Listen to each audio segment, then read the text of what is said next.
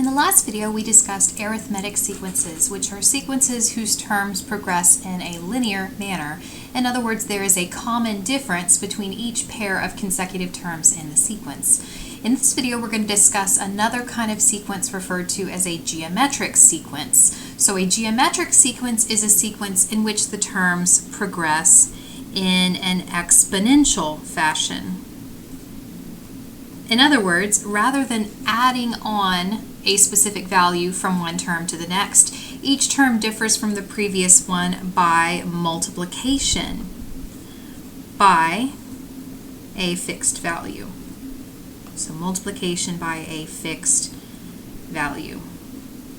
So the terms are defined similarly to how we define them in an arithmetic sequence. We essentially start with a term and then we see a pattern for how each term is generated from the first. So we start with a sub 1, and then a sub 2 results from taking a sub 1 and multiplying it by a value that we'll call r. And then our third term, we'll take our first term and multiply by r again. In other words, multiply by r squared. Our next term will multiply by r cubed, an additional r, and then so on and so forth. So as usual, the value a1 is the first element. Knowing this element is of course important in order to define how the successive terms look. And then r is what we refer to as the common ratio of the sequence. So common difference for an arithmetic sequence, common ratio of a geometric sequence. So the value of r can be defined by any pair of consecutive terms if we were to take the latter term and divide by the former term. So if we take any pair of consecutive terms, the latter divided by the former, then we get what we refer to as the common ratio, because the ratio will be the same for any pair of terms in the sequence. Now, just as with an arithmetic sequence, we can actually define the nth term, in other words, the formula that generates the sequence, in two ways, both with a non-recursive formula and with a recursive formula.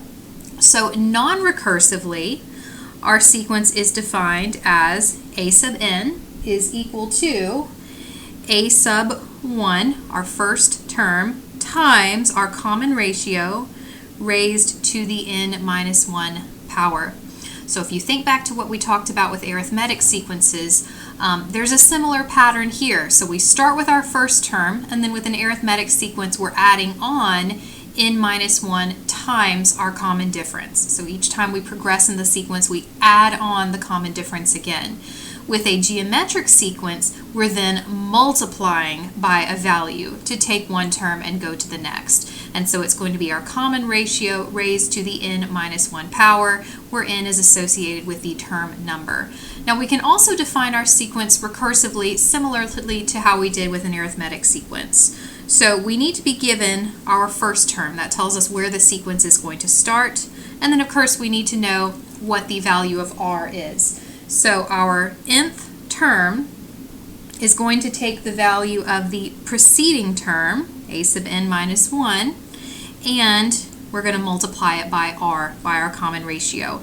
And this formula will apply for any value of n greater than or equal to 2. So as long as we know where the sequence starts, then we can build one term from the next just by multiplying by our common ratio. So arithmetic sequences are usually fairly simple to identify because it's easy to see if we're adding on or subtracting a common value to go from one term to the next. It's not as easy to identify whether or not a sequence is geometric just by looking at it. But we can make the determination in a similar way as what we did before. So essentially we're comparing each pair of consecutive terms in the sequence, and we want to make sure that the ratio is the same for every consecutive pair. So let's look at a couple of sequences, and we want to determine whether each of these is geometric, and if so, we want to find the common ratio. So for our first sequence, we have 18, 6, 2, 2/3. So notice the values are shrinking over time. So in order to check whether or not this sequence is geometric, we want to check the ratio of a pair of consecutive terms. So our first ratio would be a2 divided by a1, which is 6 divided by 18. And 6 divided by 18 is going to reduce to 1/3. So if this sequence is in fact geometric, then every successive pair of divisions is going to have to result in a ratio of 1/3. So the next pair would be a sub 3 divided by a sub 2, which is going to be 2 divided by 6, which also reduces to a value of 1/3. And then our last pair, based on all the values we're given, a sub 4 divided by a sub 3. So a sub 4 is 2/3, and we're dividing that by 2. Now this one we probably want to work out a little bit further. So we're dividing with a fraction, so that's the same thing as multiplying with the fraction's reciprocal. So we're dividing by 2, that's the same thing as multiplying by 1/2. And so our 2's cancel, and we're left with a 1/3. So each pair of consecutive terms, if we divide the latter by the former, is going to give us a ratio of 1/3. So that confirms that this sequence is geometric, and the common ratio for this sequence is the value 1/3. So if we were to continue to multiply by 1/3, we would continue to generate term by term in this sequence. So let's look at the next one. Now in this case, the terms are getting larger, they're growing. So we would expect maybe a value of r that's bigger than 1. In this case, the terms are shrinking, and so our common ratio is something less than 1. It's shrinking the value of the terms. But if the terms are getting larger, we would potentially expect a value of r that's greater than 1, thereby increasing the terms. So let's check our ratios. So a2 divided by a1 is going to be 12 divided by 3, which is 4. So if this is a geometric sequence, then we need to have a common ratio of 4 for each pair of terms. So the next pair, a sub 3 divided by a sub 2, well, that's going to be 48 divided by 12. 48 divided by 12 is 4.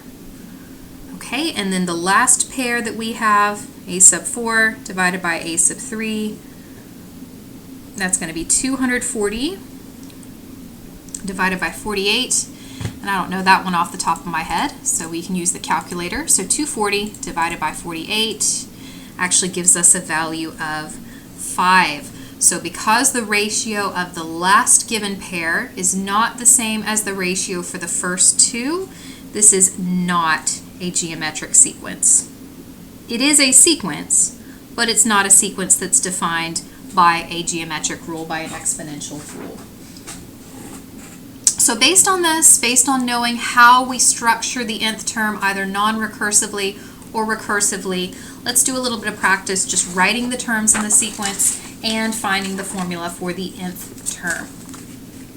Okay, so we want to write the first 5 terms of the geometric sequence described, and then we want to write a recursive and a non-recursive formula that defines the sequence.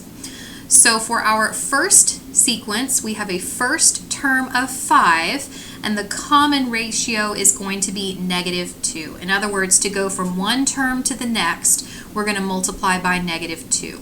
So if our first term is 5, that just means A1 is going to be 5. Now A2 is going to result by taking A1 and multiplying it by our common ratio, in this case, -2. And so we multiply those together, and we get -10. So I want you to notice what's happening with the signs. We started positive, we went negative, and let's see what happens when we find the next term. So based on the definition for our geometric sequence, when we progress to the next term, we're going to take our first term and multiply by our common ratio squared. And of course, if we want, we can do this in the calculator. Make sure you put parentheses around that -2, because not only are we squaring the 2, we're squaring the negative, and that does make a difference. And so that gives us a value of 20. So we switched back to a positive term. Then a sub 4 is going to take our first term, and we're going to multiply by our common ratio cubed.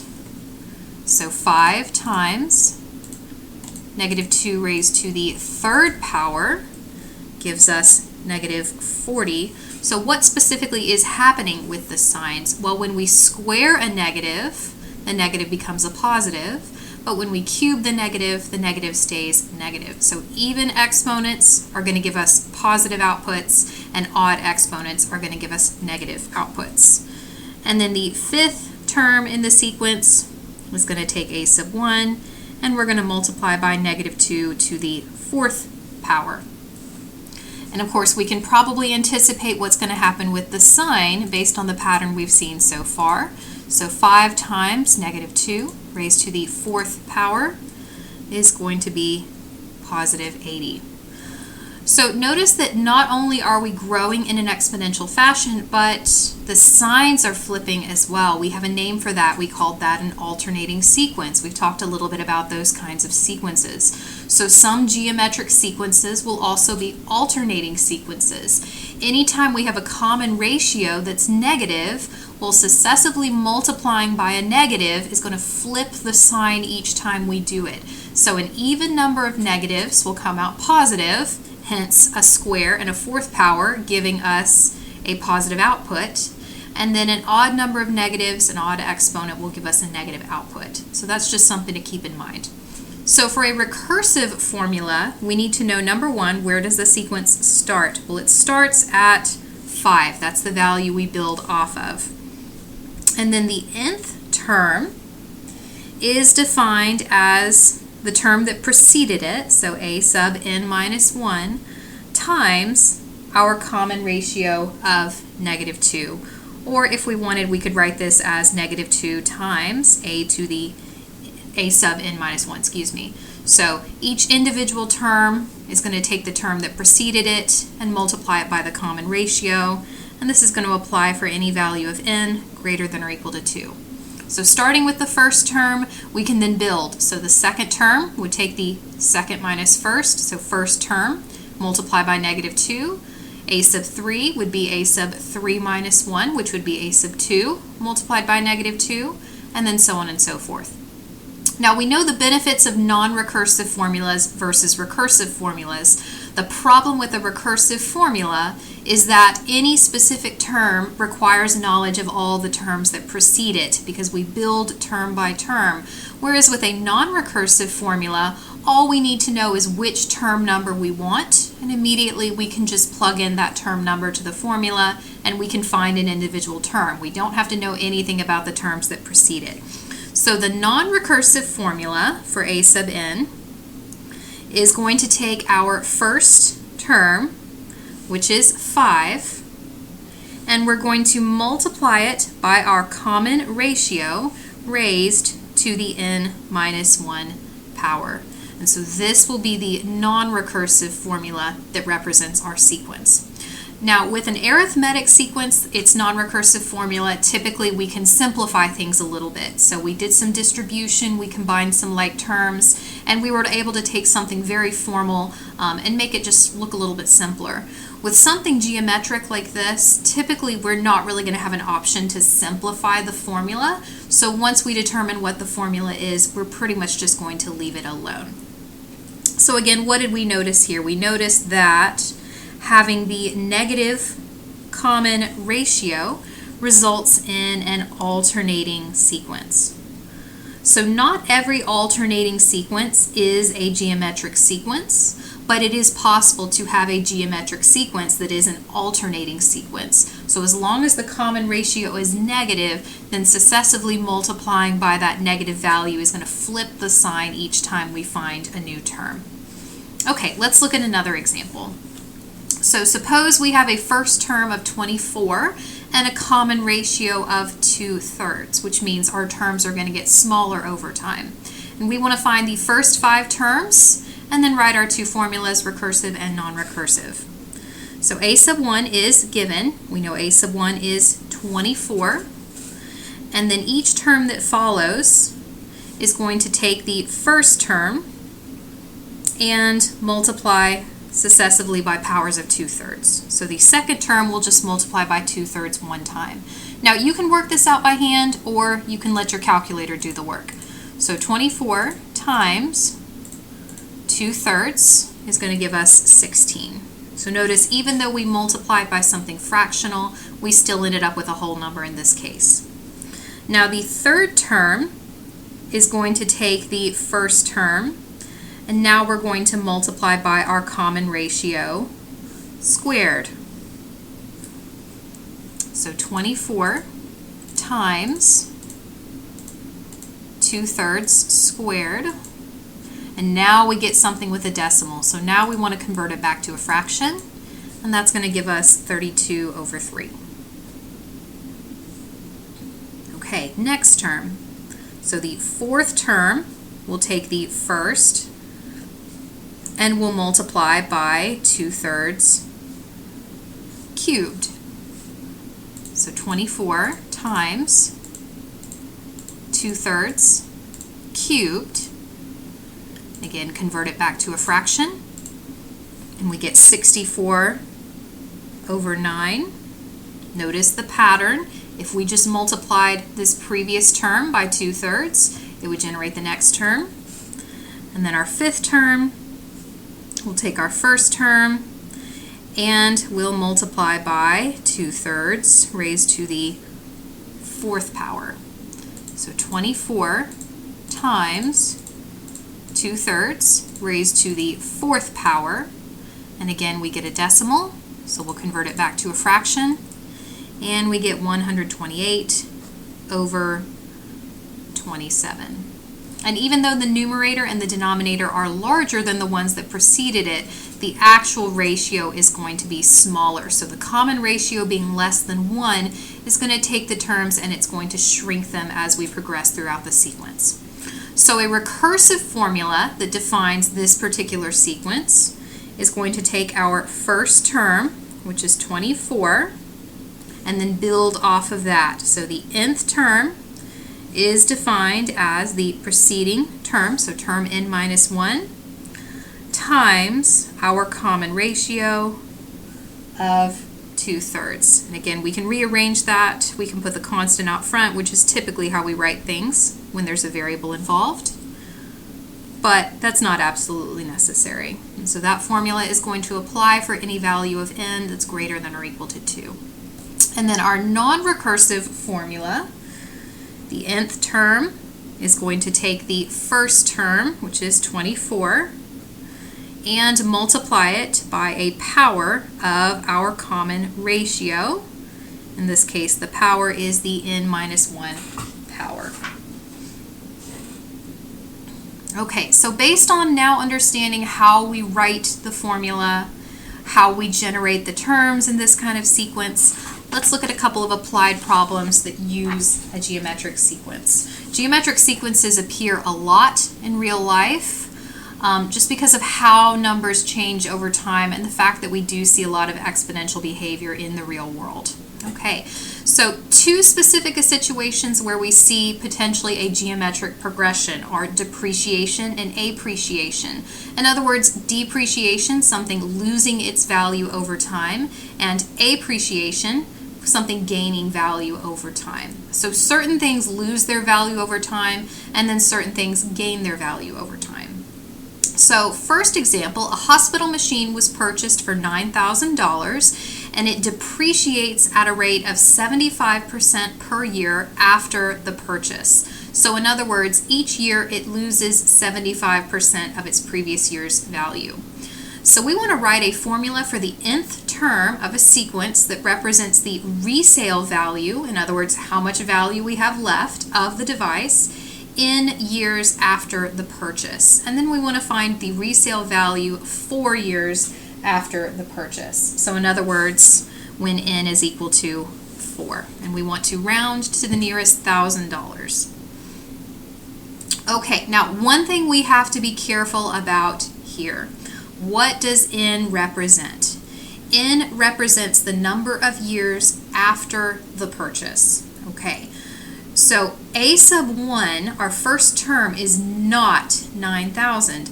9,000 is the value that we start with when we purchase it. Okay, but a sub 1, based on how we're defining the subscript represents a number of years that have elapsed. So a sub 1 represents how much this item is worth 1 year after the purchase. So a sub 1 is not going to be $9,000. It's going to be whatever's left over when we keep 75% of what's left over. So A sub 1 will be 75% of 9,000. So we need to determine what is A sub 1. In other words, what is this machine worth after 1 year? So A sub 1 is going to take our original purchase price, the original value of the item, and we're going to multiply it by 75%. Now, we know we can't multiply directly by a percentage. When we're working algebraically, we do have to convert it to a decimal. So 75% converted to a decimal is 0.75. So if we do that multiplication, we have 9,000 times 0.75, and that's going to be 6,750. So this is going to be our actual value of A1. And again, why is this? This is because the subscript represents a number of years that have elapsed. So you could think of 9,000 as being a value where 0 years have elapsed, where maybe our subscript was 0. But we only define our sequence with subscripts that start at 1, so we have to find A1 by interpreting what would happen in this situation. So based on knowing this is how much value we have after 1 year, we can now write the nth term. So A sub n is going to take our value after 1 year, A sub 1, which is 6,750. And then we're going to multiply by our ratio. So 75% per year is left over. So we technically lose 25% of our value per year.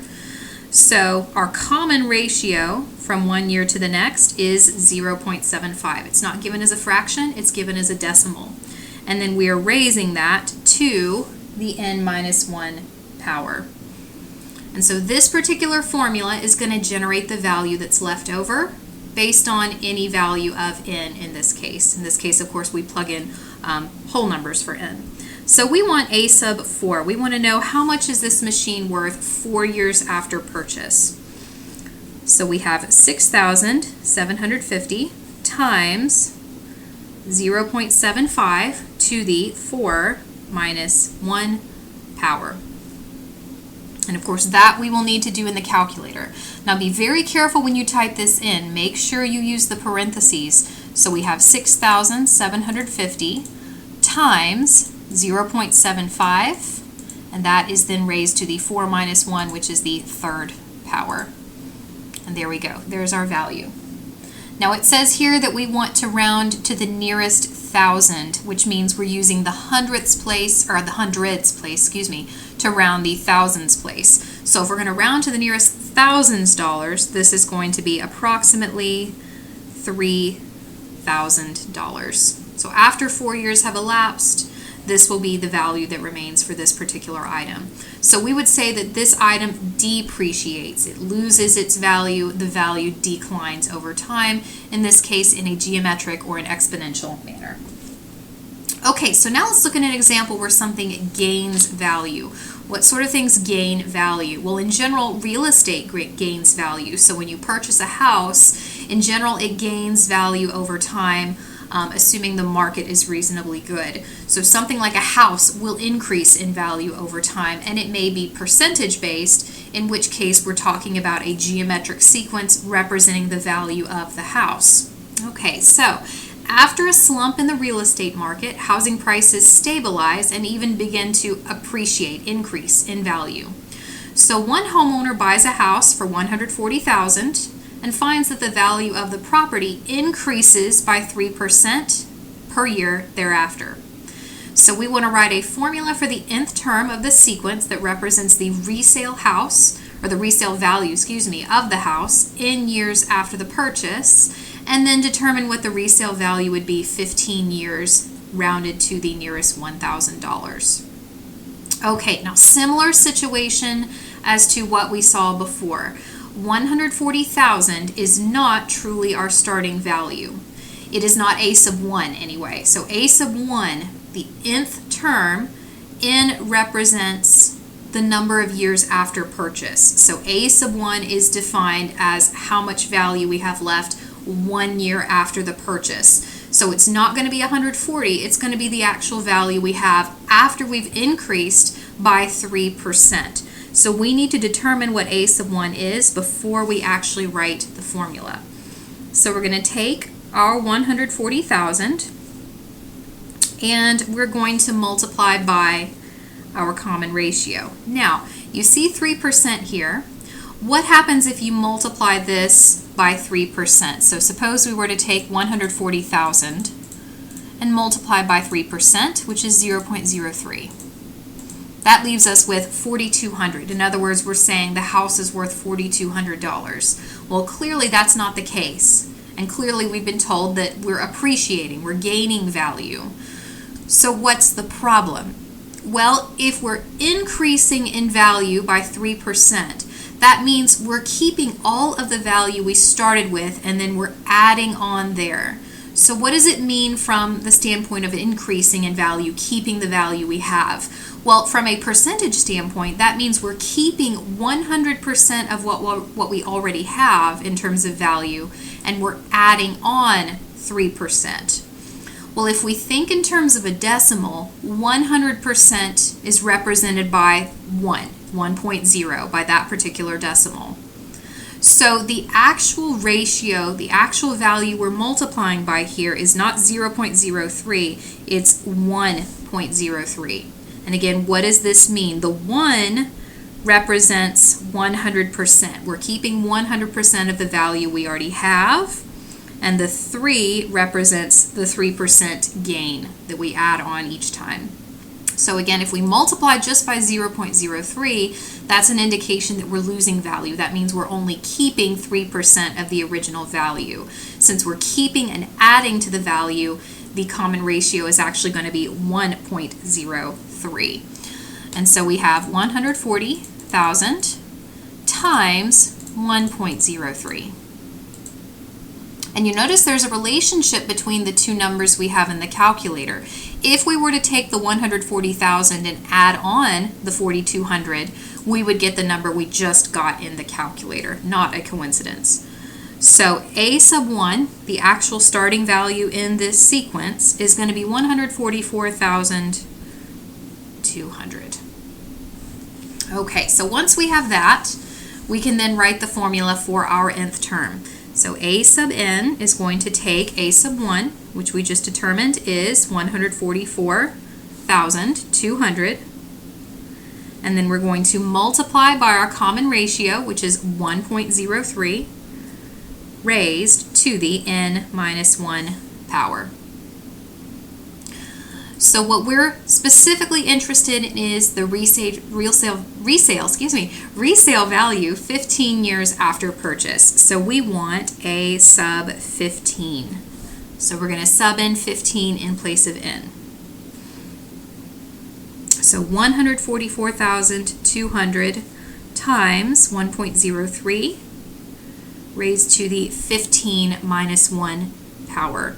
And we want our final answer rounded to the nearest $1,000. So 144,200 times 1.03 raised to the 15 minus 1, or the 14th power. And there we go. So rounded to the nearest 1,000. So again, that means we're looking at the hundreds place, and we're using that to round the thousands place. So our hundreds place, we have a 1, which means we're going to leave the thousands place where it is. So to the nearest 1,000, that's going to be $218,000. So that would be the appreciated value of this property 15 years after purchase. Okay, so just like with our arithmetic sequences, once we understand the structure of the nth term, we pretty much know everything we need to know. So now let's talk about a couple of situations where maybe we need to find some different information just based on being given different portions of the formula, and how we work around just using our knowledge of the structure of the formula. So again, note that defining the nth term of the sequence requires knowledge of a sub 1, where the sequence starts, and r, how we progress from term to term. And of course, it also depends on n, our term number. So all of these three things factor into our determination of any particular term in the sequence or the nth term in general. So different scenarios may present us with different combinations of these values. And we looked at some problems like this when we talked about arithmetic sequences. Now we just want to look at similar scenarios with a geometric sequence. Okay, so first example, we want to find the fifth term of the geometric sequence where a sub 1 is 15 and a sub 2 is negative 9. Okay, so we have two terms in the sequence, which is enough to determine anything we need. So we know that a sub n, our nth term, what we would use to potentially generate the fifth term, is going to require the first term, which is 15, times r, which clearly we don't know. We don't know what that is yet, raised to the n minus 1 power. So the question then is, what is r? We need to determine what r is in order to write this formula. Well, notice we have a pair of consecutive terms. And so the common ratio r is always defined as the ratio between those consecutive terms, the latter over the former. So r in this case is going to be the ratio negative 9 over 15. So 9 and 15 have a common factor of 3. So that's going to be negative 3 divided by 5. That will be our common ratio.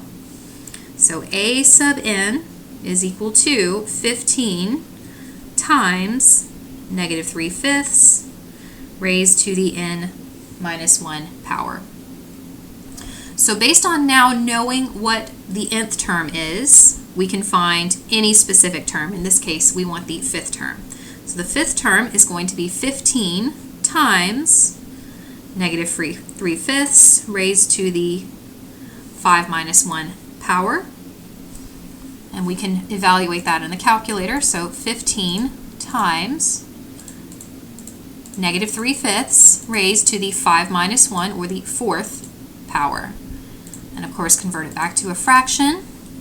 And we get 243 over 125. So notice in this case, because r came out negative, the sequence described by these terms is actually an alternating sequence. But by the time we get to the fifth term is actually positive. So if the first term is positive and the second is negative, then we would go positive, negative, positive, hence the positive term for the fifth term. Okay, let's try another problem. Similar problem, just slightly different information. So suppose we're given that the terms a2 are 80 and a5 are 40.96.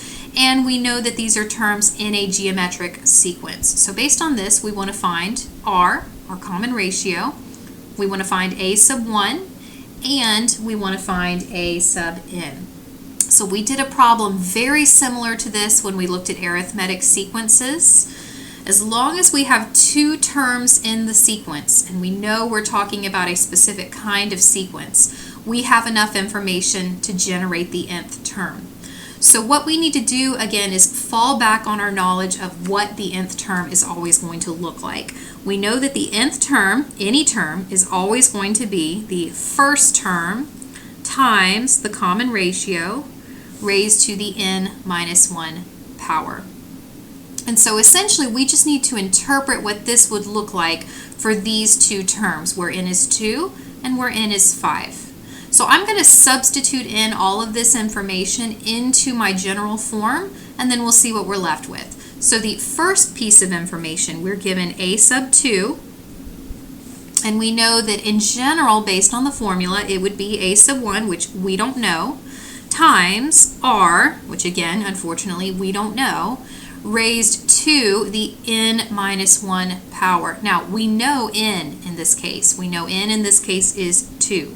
So it would be raised to the 2 minus 1 power. And we also know that a sub 2 is going to have a value of 80. So all of this will evaluate to 80 once we know what a sub 1 and once we know what r are in this case. So that's going to give us one equation, but it happens to contain two variables, so we can't directly solve for either of those values. Fortunately, we have another term in our sequence, so we also know a sub 5. And so essentially we see the same structure. So a sub 5, based on our formula, would be a sub 1, which is unknown, times r, which is unknown, raised to the 5 minus 1 power. And we know that a sub 5 is equal to 40.96. And so that gives us now two equations containing our two variables. And so as long as we have two equations, we can solve for those two variables. So let's clean these up a little bit. Let's simplify those exponents. So we know that a sub 1 times r to the 2 minus 1, which is just the first power, is equal to 80.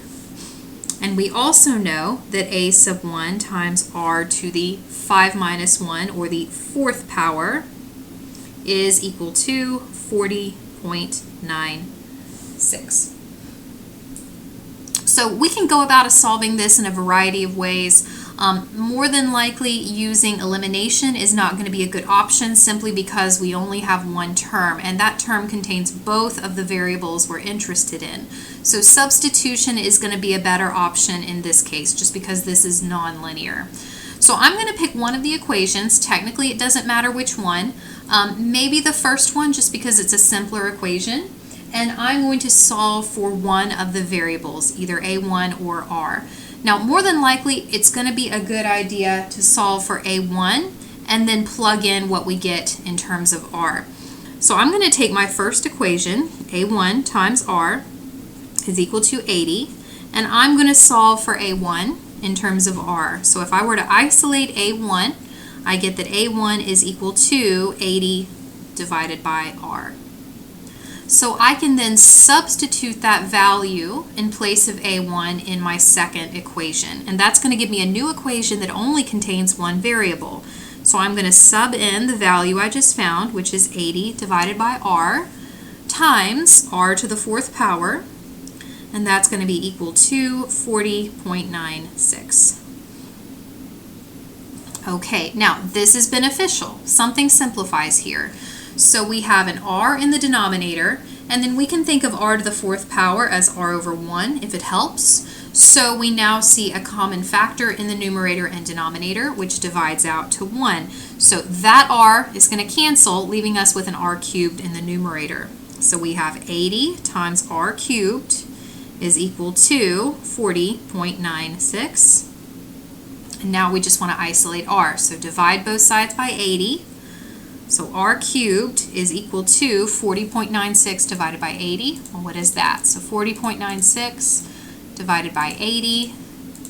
There we go. And of course, do not round that. So 0.512. And then if we take the cube root of that, we get r.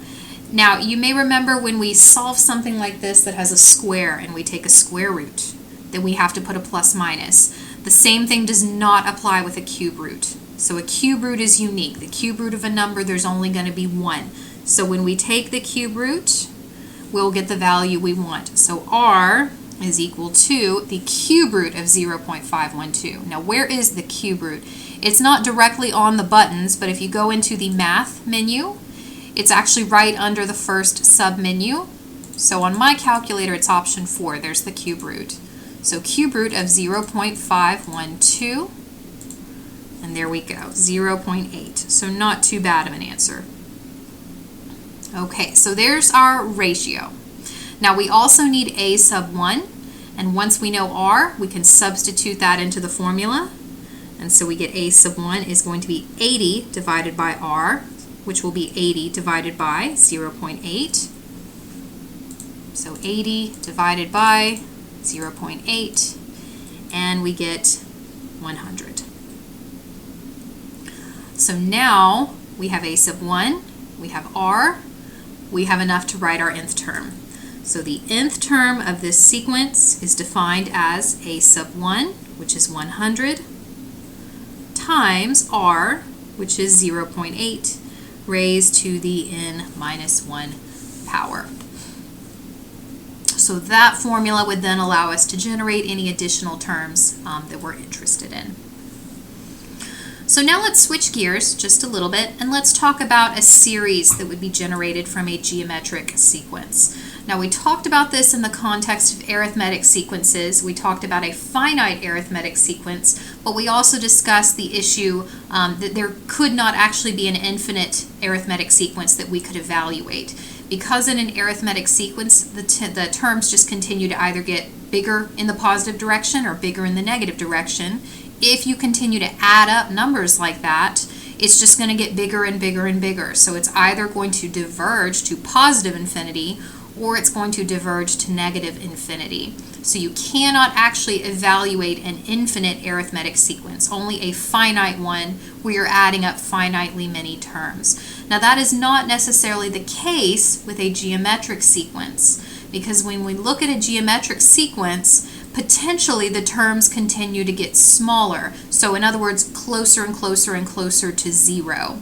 So if we have the kind of sequence where the terms behave in that manner, then we may actually be able to evaluate not only a finite geometric series, but also an infinite geometric series. But it will very much be dependent on the numbers we see in the sequence in terms of how the sequence is defined.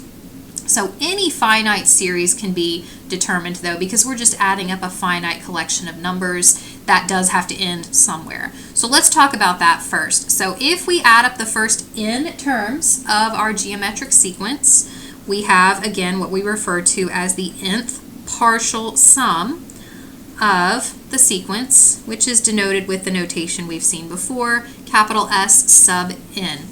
Now there is actually a formula, just like there was a formula for a finite arithmetic sequence, there's also a formula for a finite geometric sequence. So the sum of the first n terms of a geometric sequence is given by the following formula. So it's going to be a sub 1, our first term, times 1 minus our common ratio raised to the nth power. So n is based on which partial sum we're finding.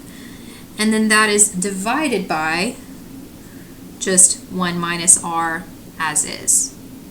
So whatever this expression evaluates to, that's going to be the value of the sum if we add up the first n terms in our geometric series.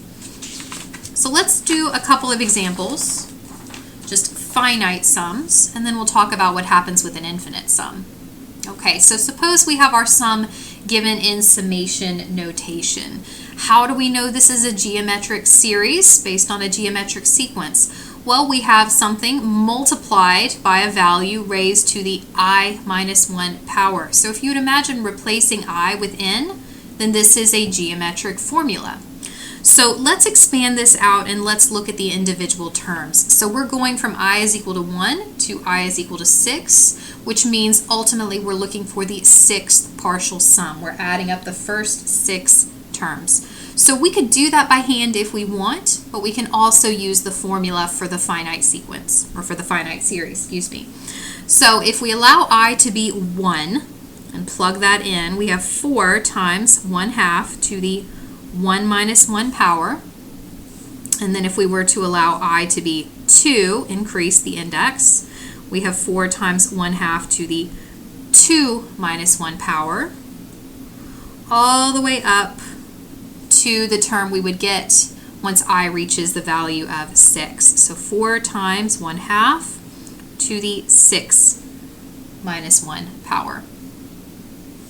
And so what does this actually look like when we evaluate these individual terms? Well, let's just evaluate them in the calculator.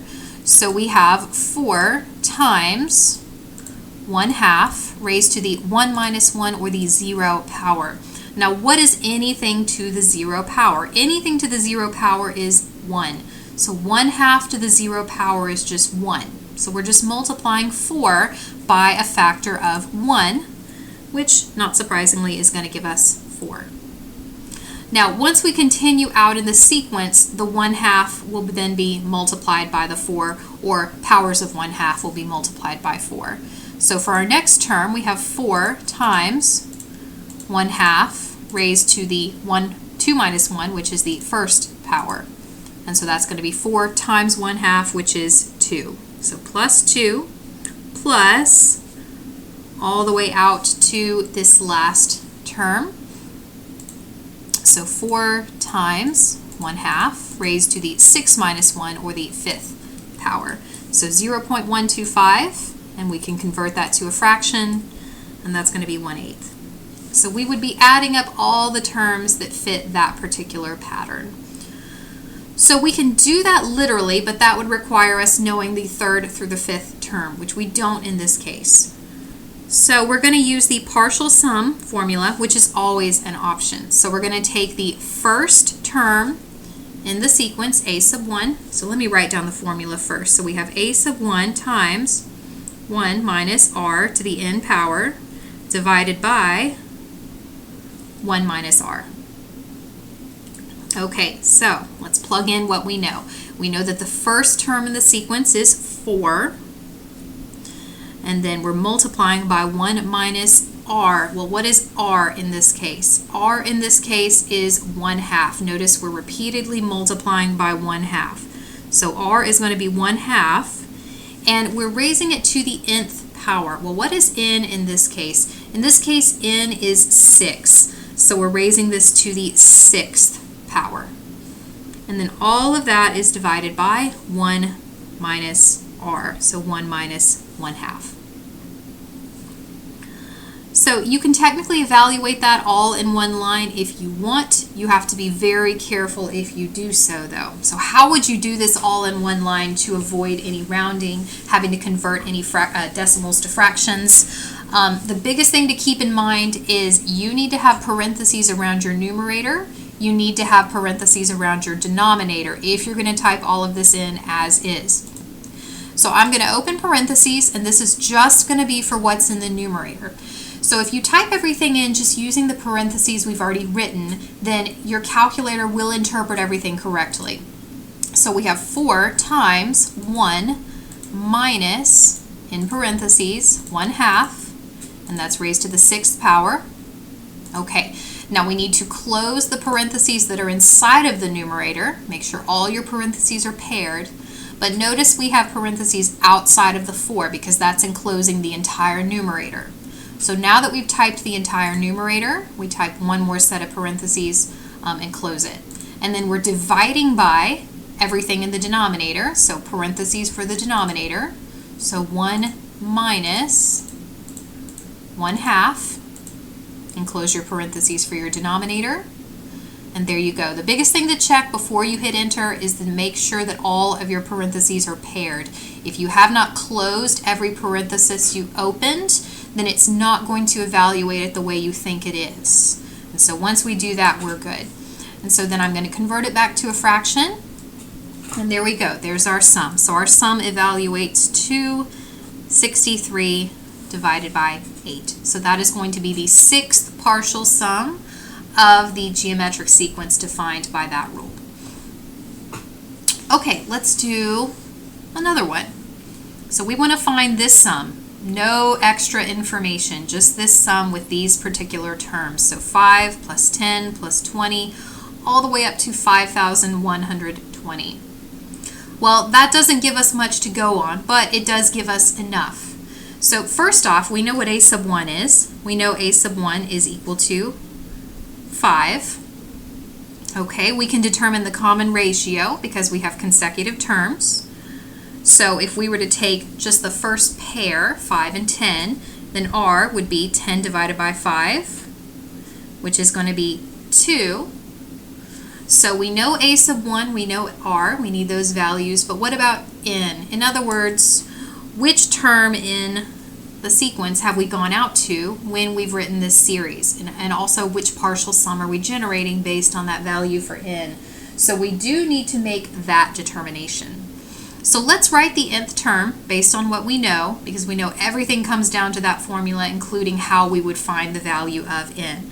So our nth term is defined as a sub 1, which is 5, times our common ratio, which is 2, raised to the n minus 1 power. So we know the formula to generate any term.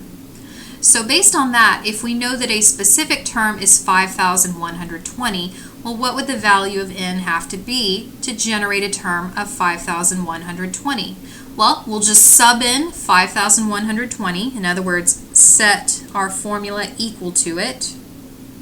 So we know the term, the nth term, where n is unknown, evaluates to 5,120. And now we have an equation that only has one variable. So we can solve for that variable.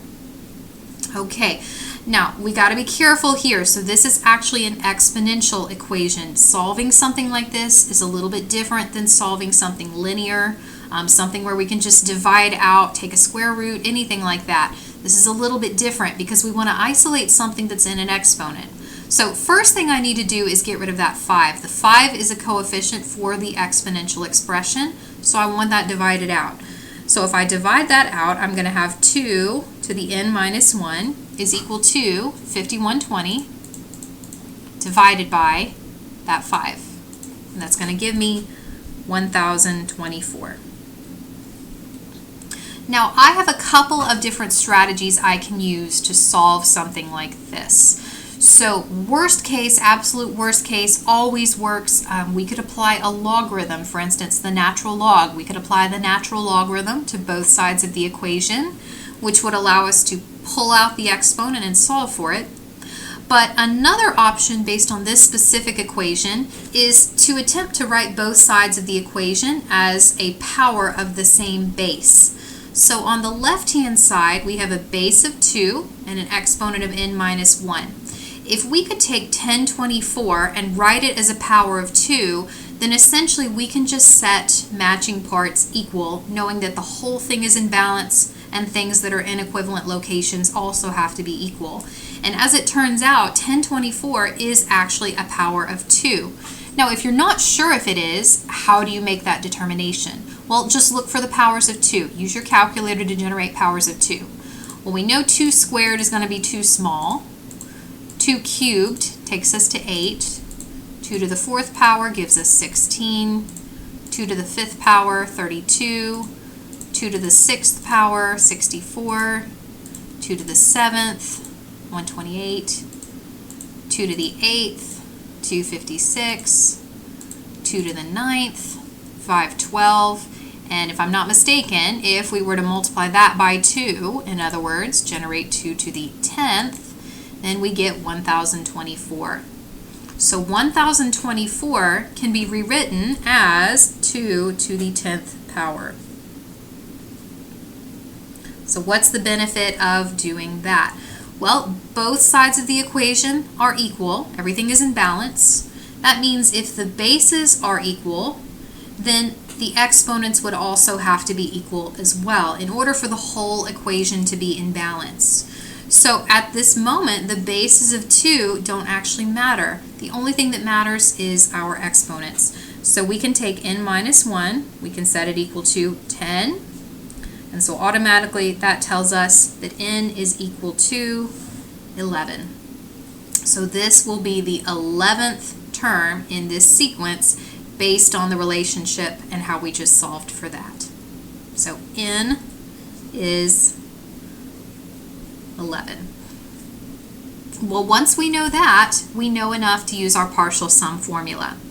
So if we're adding up all the way to 5,120, which is the 11th term, then we are also evaluating the 11th partial sum.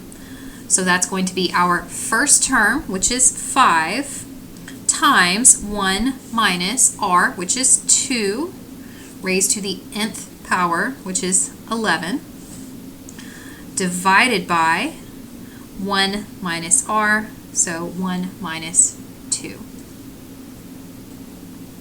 And if we want, again, we can evaluate that all in one line. So parentheses around your numerator, so 5 times 1 minus 2 raised to the 11th power.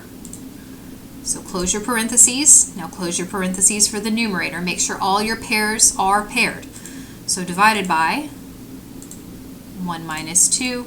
And keep in mind, of course, something simple like 1 minus 2, you could go ahead and simplify that before you type it in. It's really up to you. But there we go. We get 10,000 235. Does this make sense? This is quite a bit larger than even the last term. Well, we're adding up numbers that are continuing to get larger and larger, which means it makes sense that we have a pretty large sum. Okay, so that would be the value of that partial sum.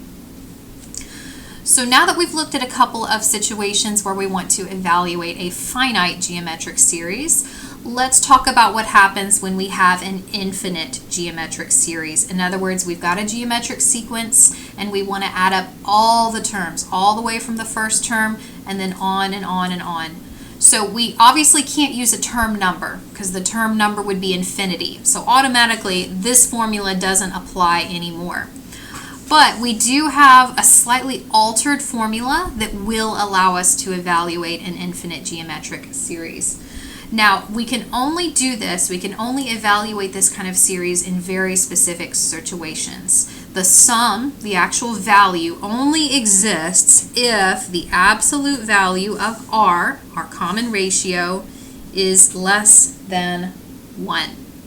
So it can be a negative value, it can be a positive value, but when we take its absolute value, it has to be less than 1. So what does that mean? Well, it means our common ratio is fractional. It means it's something like 1/2 or 2/3. So essentially what's happening is the terms are continuing to get smaller. So if our common ratio is something less than 1, or something between -1 and 1, more so is what we're talking about here, then that means the terms are getting smaller and smaller as we go further out in the sequence. So we may start with large terms, but because they're shrinking, potentially that means we can evaluate the series when we add up all of those terms. Now, in any other situation, or more specifically, if the absolute value of our common ratio is greater than or equal to 1, then the sum does not exist. And why is that? Well, imagine a sequence like this, where the terms continue to get larger. If the terms are going to continue to get larger, then when you continue to add them up, your sum's just going to continue to get larger. So you would say that your series diverges, either goes to positive infinity or negative infinity, depending on the situation. Okay, so if the sum exists, in other words, if this requirement is met, we do have to check that first, then it can be shown that the infinite series, the total value adding up all the terms, is defined as a sub 1 divided by 1 minus r. So it's actually a simpler formula than the one before. But again, this is very much dependent on whether or not the absolute value of r is less than 1. If it's not, then we would just say that the series diverges, that we cannot actually evaluate that series. So let's look at a couple of examples. And again, we're going to look at one in summation notation and then one that's not in summation notation. So we want to find the sum, again, if possible. We need to make that determination first. So what about this one? Well, how do we know it's an infinite series? Well, we're starting at I equals 1, the first term, but we're adding up all the way to infinity, which means we're going to continue to allow I to increase without bound. Now, of course, we can never plug in an infinity. Infinity minus 1 is still infinity. So we can't evaluate anything directly. We can't list the terms out and just add them up. But if our common ratio has an absolute value less than 1, then we can use that formula in order to evaluate the sum. So based on the structure of the rule that we're summing, we see our a sub 1, which is 5, and this is going to be the value of r. So r in this case is going to be negative 1/3, which is all we need to know in order to determine whether or not the series is defined. So absolute value of r in this case is equal to the absolute value of negative 1/3. And we know if we take that absolute value, we're going to get positive 1/3, which has a value less than 1. That's what we're checking. We want to make sure is the absolute value of that common ratio less than 1. And since it is, that implies that the sum that we're trying to find exists, that we can in fact find the sum. So that means we're going to use our formula.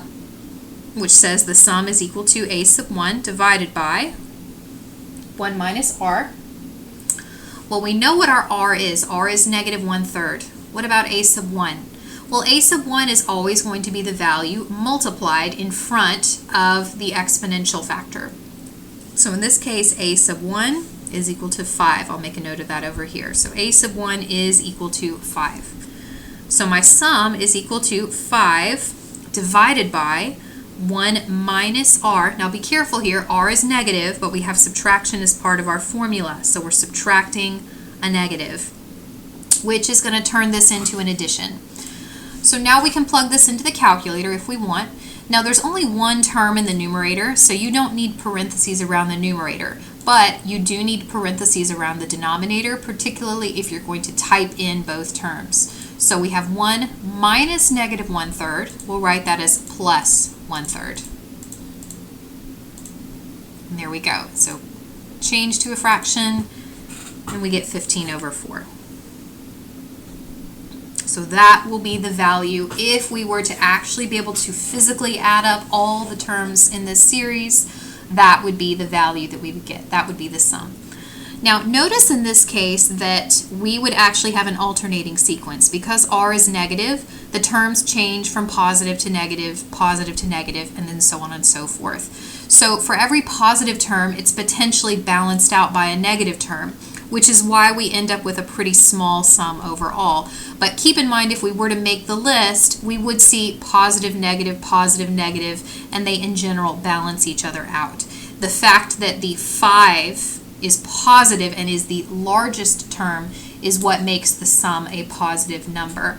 If, for instance, our starting term was negative and we alternated, and the largest term we had was negative, then potentially the sum we end up with will also be a negative sum. So that is something to keep in mind. If we're adding up a bunch of negative numbers, then we may get a negative output.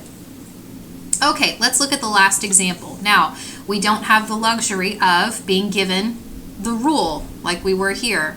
So in order to determine, number one, does this even exist? Does this sum exist or does it diverge? Well, we need to know what r is. We're not given r like we were here, but we're given enough information to determine it. So we know r is always going to be the ratio of a pair of consecutive terms. So that's going to be 8/3 in this case divided by 2 if we want to look at the first pair. So that would be 8/3 times 1/2 equivalently. And so the 8 and 2 reduce, giving you a 4. And so that's going to be 4/3. Well, the absolute value of 4/3 is 4/3. And notice that this is now a number that is greater than 1, which implies that the sum does not exist.